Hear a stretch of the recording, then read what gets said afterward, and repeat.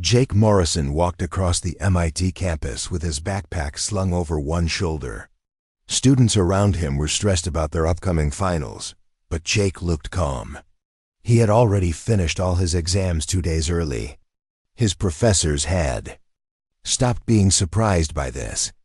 Jake always finished everything ahead of time. At 19 years old, Jake was about to graduate with the highest grades in his class. He studied theoretical physics, which most people found impossible to understand. For Jake, it was as easy as breathing. His classmates often asked him to explain complex equations. He would break them down into simple parts that anyone could follow. What nobody knew was that Jake had been explaining these concepts for over 300 years. Not on Earth, of course.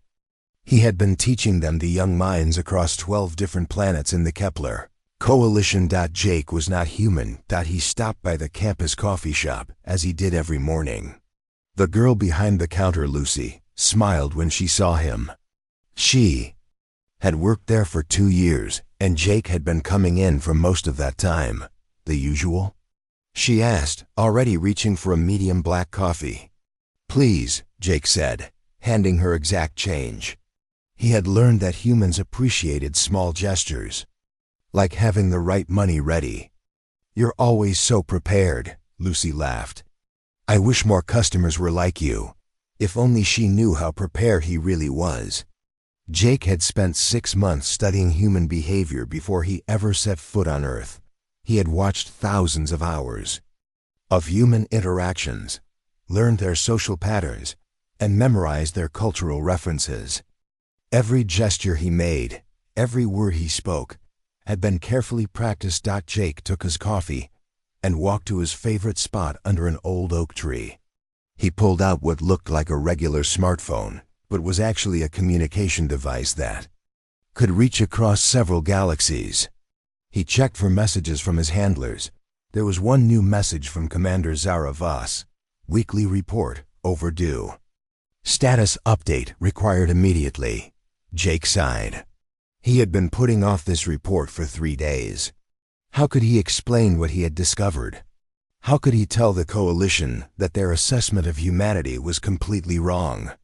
He opened his laptop and began typing his response, choosing his words carefully. Commander Voss, Earth observation continues as planned. Humans show expected technological development patterns. Social structures remain primitive but stable. No immediate threat detected. It was all lies. Jake had been on Earth for 2 years now. His mission was simple: watch the humans, learn about their technology, and report back on whether they posed a danger to galactic peace. The Coalition had been monitoring Earth for 50 years, watching as humans went from horse-drawn carriages to space travel in just over a century. That kind of rapid advancement usually meant one of 2 things. Either a species would destroy itself, or it would become aggressive and try to conquer other worlds. The Coalition had seen it happen dozens of times throughout galactic history, but humans were different. Jake had realized this within his first month on Earth. He remembered the day he first understood what made humans special. He had been sitting in a quantum physics lecture when Professor Davis posed a problem that had puzzled scientists for decades. The question involved particle behavior in impossible conditions, something that even Coalition scientists struggled with. A human student named Pete raised his hand. Pete was not the smartest student in the class.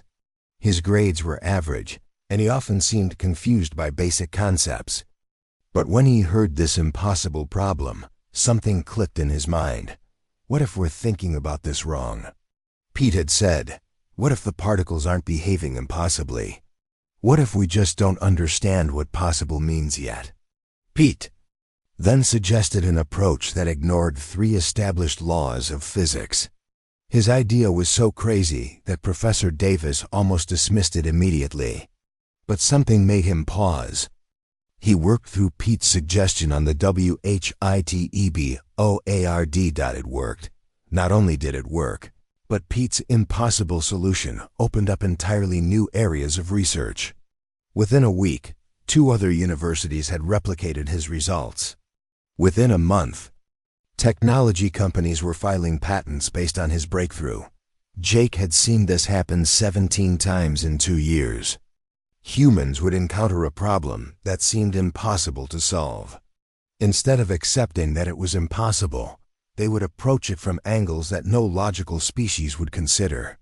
More often than not, they would find solutions that revolutionized entire fields of science. That the Coalition's greatest minds worked methodically. They followed careful procedures, built upon established knowledge, and made steady progress over centuries. It was logical, predictable, and safe.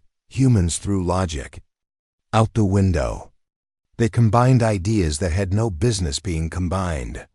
They made intuitive leaps that skipped over decades of research. They refused to accept that anything was truly impossible. Jake's phone buzzed with another message from Commander Voss. "Jake, your reports have been optimistic lately. Remember, your job is objective assessment. Do not let extended exposure affect your judgment." He stared at the message for a long time. Commander Voss was right to be concerned. Jake had developed what his people would call subject attachment. He cared about the humans he was supposed to be studying, but it was more than that. Jake had come to realize that humanity represented something the galaxy had never seen before. Every other species in the Coalition had followed similar paths of development. They had all reached certain technological levels and then plateaued. They became stable, predictable, and safe. Humanity was still accelerating. Just last week, Jake had watched a group of engineering students solve an energy storage problem that had been limiting Coalition technology for over 1,000 years. They did it as a class project, working with materials they bought from a hardware store. The students had no idea what they had accomplished. To them, it was just another assignment. They turned in their project, got their grades, and moved on to the next challenge.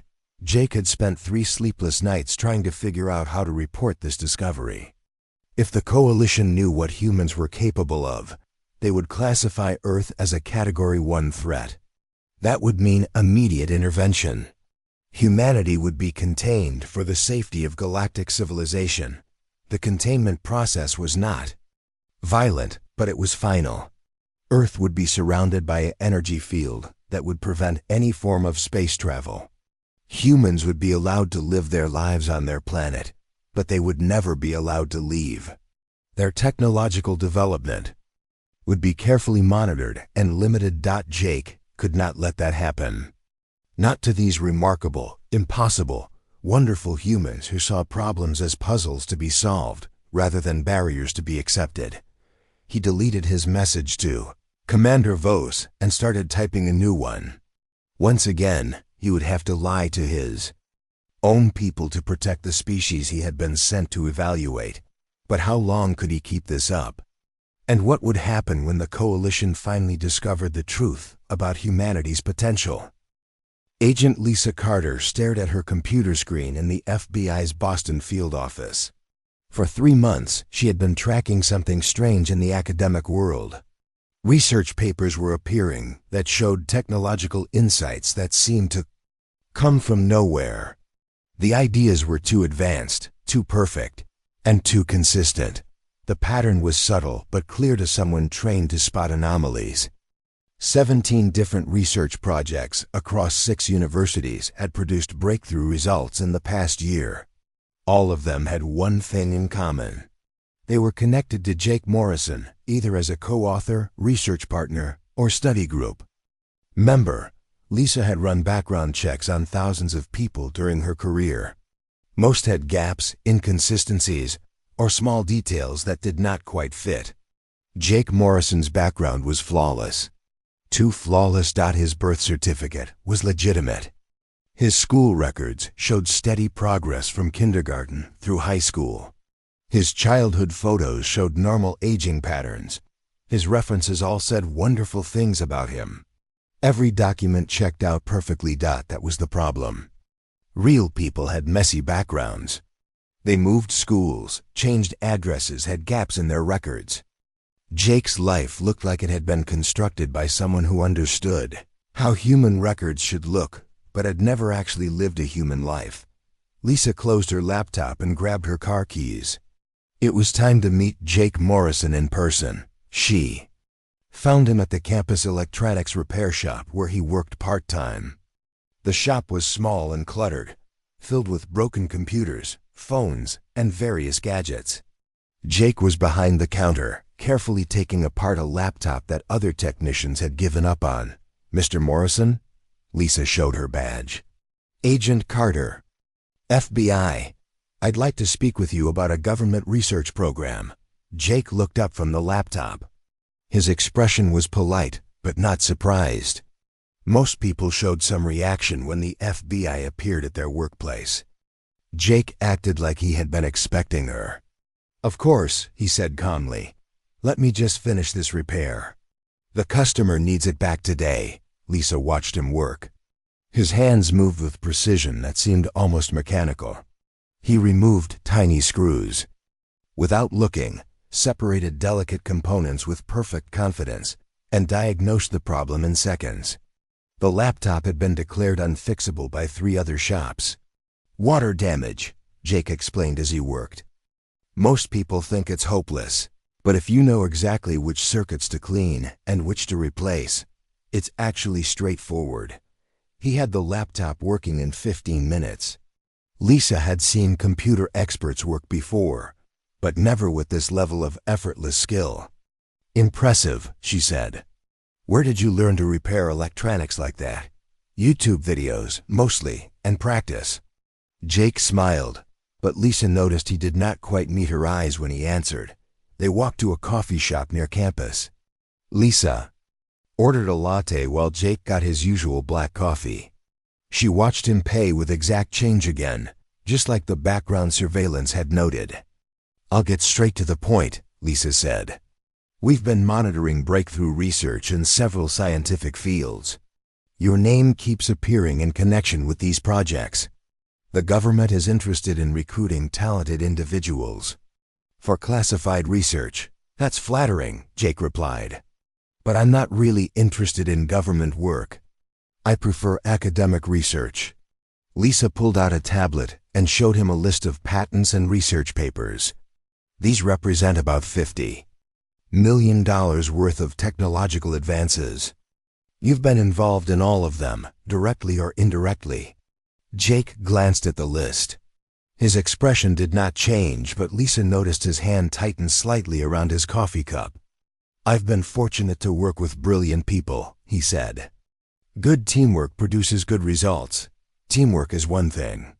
But some of these breakthroughs required knowledge that doesn't exist in any textbook." "Where did these insights come from?" Jake was quiet for a moment. Lisa watched his face carefully. She had interviewed hundreds of suspects and witnesses. Most people showed clear signs when they were thinking of lies or hiding information. Jake's expression remained perfectly neutral. "Sometimes solutions come from looking at problems differently," he finally said.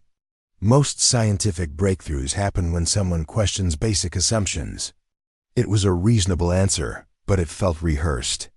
Lisa decided to try a different approach. "Your background check was very thorough," she said.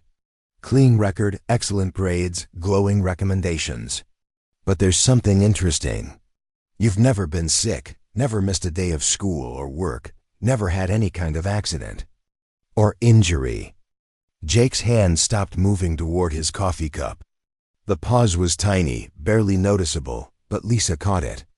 "I guess I've been lucky," he said. "Lucky is one word for it. Another word might be unusual. In fact, your health records are so perfect that our medical consultants found them statistically impossible." Now Jake did look directly at her, and Lisa saw something flicker in his eyes. Not fear exactly, but calculation. He was trying to decide how much she knew and how to respond. "I take good care of myself," he said. "Regular exercise, healthy diet. Enough sleep." Lisa nodded as if she accepted this explanation. She had learned that sometimes the best way to get information was to let people think they had successfully deflected questions. Over the next hour, They talked about Jake's research interests, his future plans, and his thoughts on various scientific topics. Jake was knowledgeable, articulate, and consistently impressive. He was also consistently evasive about personal details. When Lisa asked about his family, Jake mentioned parents who lived in another state but were traveling extensively. When she asked about childhood friends, he mentioned people who had moved away or lost touch. Every personal connection in his life seemed to be conveniently unavailable for verification. After they parted ways, Lisa sat in her car and made notes. Jake Morrison was hiding something significant. The question was whether it was related to her investigation or something else entirely. Her phone rang. It was her supervisor, Agent Rodriguez. "Carter, we need to talk. I just got a call from someone very high up the chain. They want to know why you're investigating Jake Morrison." "Because he's connected to. I know what he's connected to. The question is why someone with clearance levels above mine is asking about your investigation." Lisa felt a chill run down her spine. "What are you saying?" "I'm saying this case just got a lot more complicated. Come back to the office. We need to discuss what you've learned and what you're going to do next."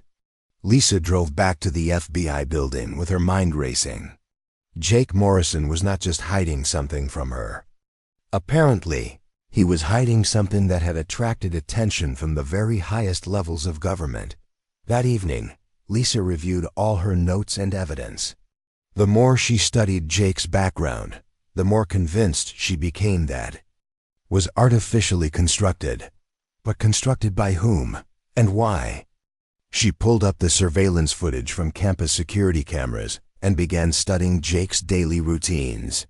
He walked the same routes, ate the same food, and maintained the same schedule with mechanical precision.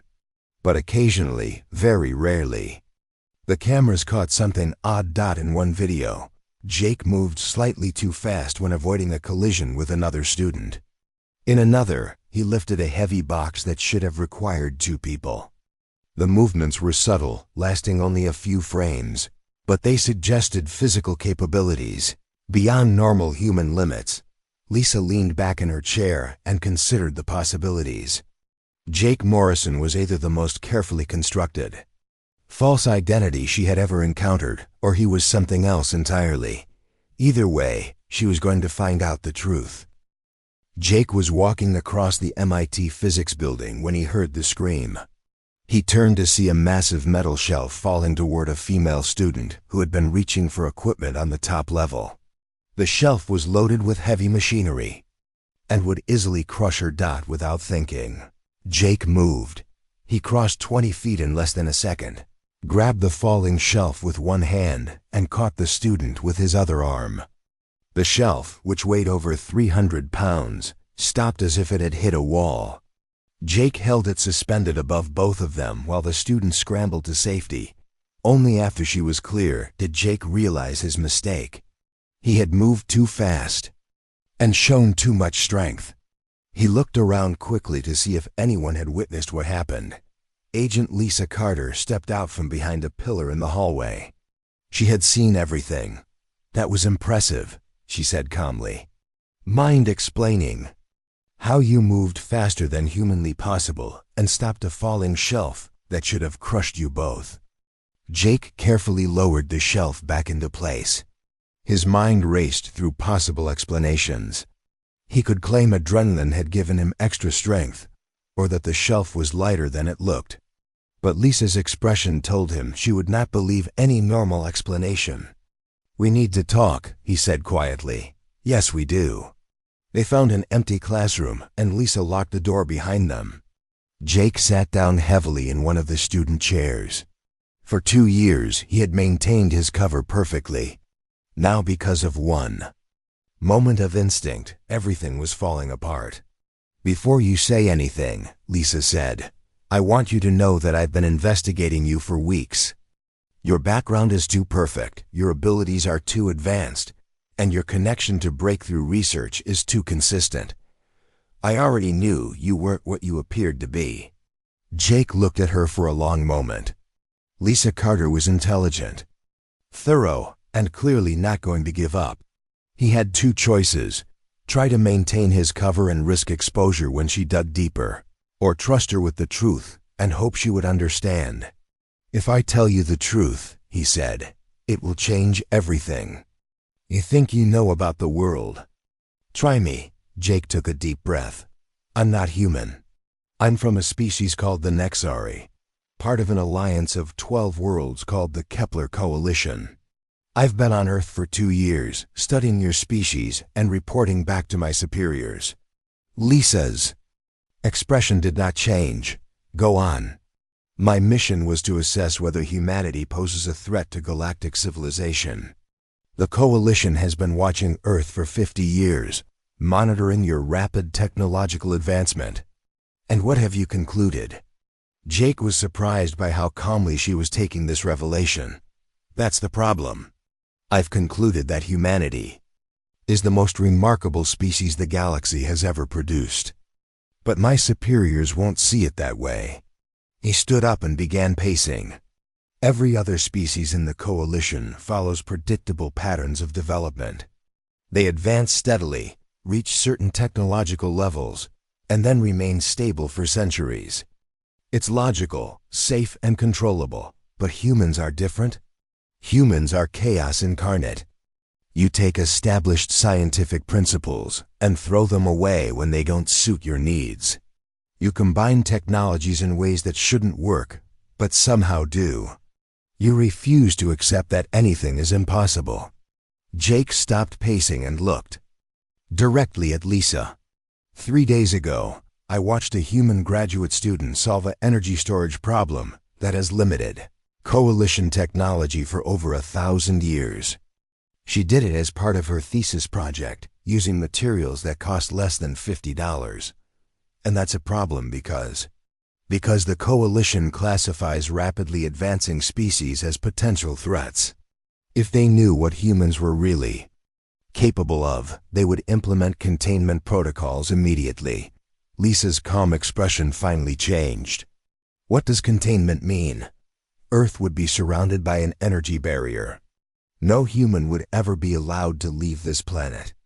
Your technological development would be monitored and limited. You would be allowed to live, but only under strict supervision." "And you've been reporting that we're not a threat?" Jake nodded. "I've been editing my reports, downplaying human capabilities, but I can't keep doing it forever. My superiors are already suspicious." Lisa was quiet for several minutes, processing everything Jake had told her. When she finally spoke, her voice was steady but serious. "How long do we have?" "I don't know. Maybe weeks, maybe months. But they will eventually decide to conduct their own assessment. When that happens, they'll discover that I've been lying." "What would happen to you?" Jake had not expected her to ask about his personal consequences. "I would be recalled and face trial for compromising a mission. But that's not important. What matters is what would happen to humanity." Lisa stood up and walked to the window. Outside, students were going about their normal activities, completely unaware that their planet's future was being decided by an alien scout and an FBI agent in an empty classroom. "There has to be a way to prevent this," she said. "Some way to show your people that humanity isn't a threat." "That's just it," Jake said. "Humanity is a threat. Not because you're violent or aggressive, but because you're revolutionary. You have the potential to change everything about how the galaxy works. And that's bad? It's terrifying. The Coalition has maintained peace for over 2,000 years through stability and predictability. Humanity represents the opposite of everything they believe in." Lisa turned back to face him. "But you don't think we're a threat. I think you're the most amazing thing that's ever happened to the galaxy. But I also think you could accidentally destroy everything if you're not careful. Then we need to be careful.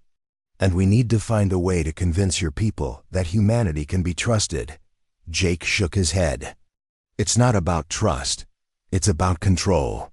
The Coalition can't control Humanity, so they'll try to contain it instead.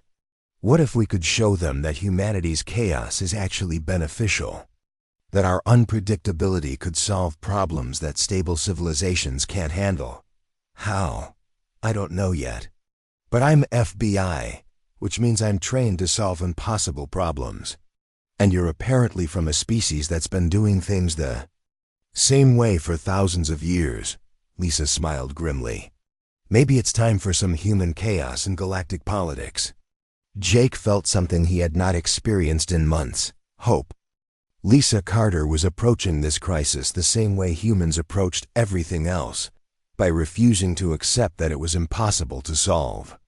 "There's something else you need to know," Jake said. "I received a message yesterday. A coalition assessment. Fleet is already en route to Earth. They'll arrive within the next few weeks." Lisa's expression grew determined. "Then we better get started. How do we convince a galactic civilization that humanity deserves to be free?" Jake looked at this remarkable human woman who had just learned that her entire species was under threat, and responded by asking how to fix it. This was exactly the kind of response that made humanity so special and so dangerous. "I have no idea," he said. "But if anyone can figure it out, it's probably a human." 2 weeks after Jake revealed his secret to Lisa, they sat in a secure FBI conference room with 12 of the most powerful people on Earth: the President, the Secretary of Defense, the heads of NASA and MIT, and leaders from major technology companies. All listened as Jake explained the situation. "The coalition fleet will arrive in 4 days, Jake said. Commander Zara Voss will conduct a standard threat assessment. If humanity fails, Earth will be quarantined permanently." The Secretary of Defense leaned forward. "What kind of weapons do they have? Can we defend ourselves?" "You're thinking like a military leader," Jake replied. "The coalition doesn't use violence. They don't need to. Their containment technology is thousands of years ahead of anything humans have developed." "So we surrender?" asked the NASA director. "No," Lisa said firmly. "We show them what humanity can really do." Over the past 2 weeks, Lisa and Jake had developed a plan that was completely insane by coalition standards. Instead of hiding human capabilities or trying to appear less threatening, they would demonstrate exactly why humanity's chaotic approach to innovation was valuable to the entire galaxy. The plan required something that had never been attempted before: complete cooperation between world governments, private companies, and academic institutions. In any other species, such cooperation would take years to organize. Humans did it in 10 days. Jake had provided technical specifications for 3 problems that had puzzled coalition scientists for centuries: energy storage limitations, faster-than-light communication delays, and quantum computer stability issues. Human teams around the world were working around the clock to solve them. "The beauty of this approach," Jake explained to the room, "is that it plays to humanity's greatest strength. You don't follow established rules when they don't work. You find new approaches that nobody else would consider." The President spoke for the first time. "What if we fail? What if we can't solve these problems in time?" "Then the coalition will contain Earth as planned," Jake said honestly. "But I've watched humans work for 2 years. If anyone can accomplish the impossible in 4 days, it's this species." 3 days later, Jake stood on the roof of the MIT physics building with Lisa and a team of scientists. Above them, the coalition fleet had arrived. 12 ships, each the size of a city, hung motionless in Earth's atmosphere. Jake's communication device activated. Commander Voss appeared as a hologram, her blue-scaled features set in an expression of stern authority. "Scout Jake Morrison, you will report to the flagship immediately for debriefing. The assessment of species designation, Earth-Human, will commence within 1 standard time unit." "Commander," Jake said carefully, "I request permission to present additional data before the assessment begins." "Additional data? Jake, Your reports have been adequate. No additional information is required. With respect, Commander, I believe the standard assessment protocols may not be sufficient for this species. Humans have capabilities that require direct demonstration. Commander Voss was quiet for a moment. Explain. Humans approach problem-solving differently than any species we've encountered. They've developed solutions to several long-standing coalition challenges. I believe these solutions would be valuable to our civilization. What solutions? Lisa stepped forward. She had been practicing this moment for days. Commander Voss, I'm Agent Lisa Carter of the Human Government. We've prepared demonstrations of 3 technological breakthroughs that your scout tells us have been problems for your people. Commander Voss looked surprised. It was unusual for a primitive species to address the coalition directly during infangua assessment. You may proceed, she said cautiously. The first demonstration took place at a power facility outside Boston. Human engineers had solved the energy storage problem by combining quantum mechanics with biological processes. They created batteries that used modified plant proteins to store massive amounts of energy in extremely small spaces. The coalition had been trying to solve this same problem for 800 years. Humans did it by asking the question that had never occurred to alien scientists. What if technology and biology worked together instead of separately? Commander Voss watched the demonstration with growing amazement. This approach violates 3 fundamental principles of energy storage theory. That's why it works, explained Dr. Helen Chang, the lead researcher. We ignored the principles that were limiting progress and found a completely different approach. The second demonstration involved faster-than-light communication. Coalition ships could travel faster than light, but messages still took time to cross galactic distances. Humans solved this by treating information as a quantum phenomenon instead of a physical transmission. The breakthrough came from a team at Tokyo University who had been inspired by how human brains process information. They created a communication system that existed in multiple quantum states simultaneously, allowing instant information transfer across any distance. Impossible, Commander Voss muttered as she watched messages being sent instantly between Earth and Mars. Information cannot exceed light speed. It doesn't exceed light speed, explained Professor Martinez from the Tokyo team. It exists in all locations simultaneously until it's observed.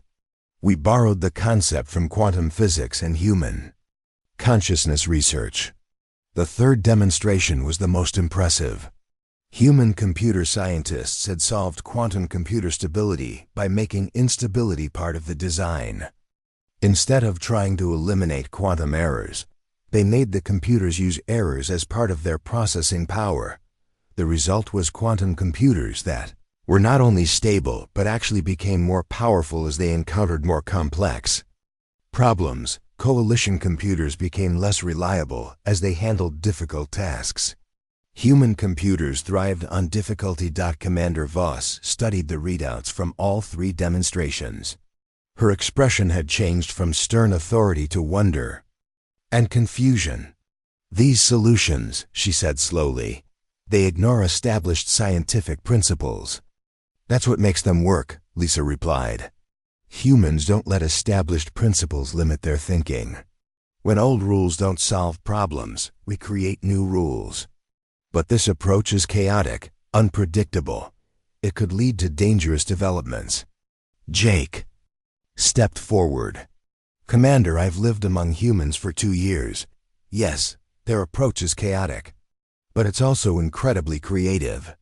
They don't develop dangerous technologies because they want to conquer other species.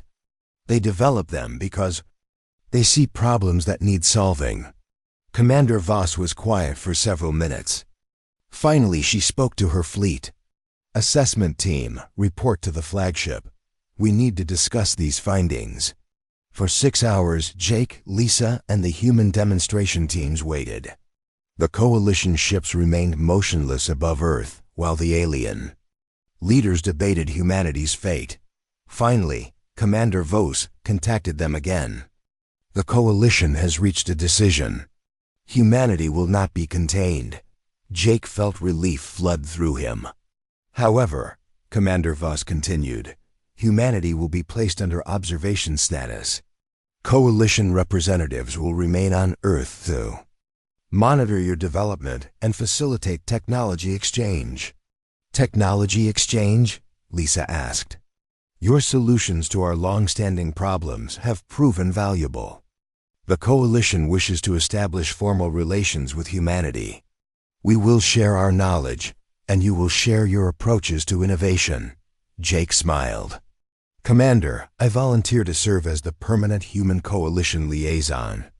Approved. Agent Carter, your government will need to establish a formal diplomatic office for galactic relations. Lisa nodded. I'll head that department. 6 months later, Jake walked across the MIT campus where it all began. Now it was home to the first Human Coalition Research Center.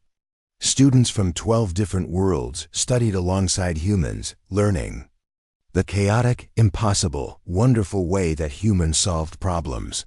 Jake's reports to the Coalition were no longer edited. He wrote honestly about humanity's potential, their creativity, and their refusal to accept limitations. The Coalition had stopped seeing these traits as threats and started seeing them as assets. The secret Jake had feared to reveal had become humanity's greatest gift to the galaxy. Sometimes the most dangerous truth was actually the most liberating one.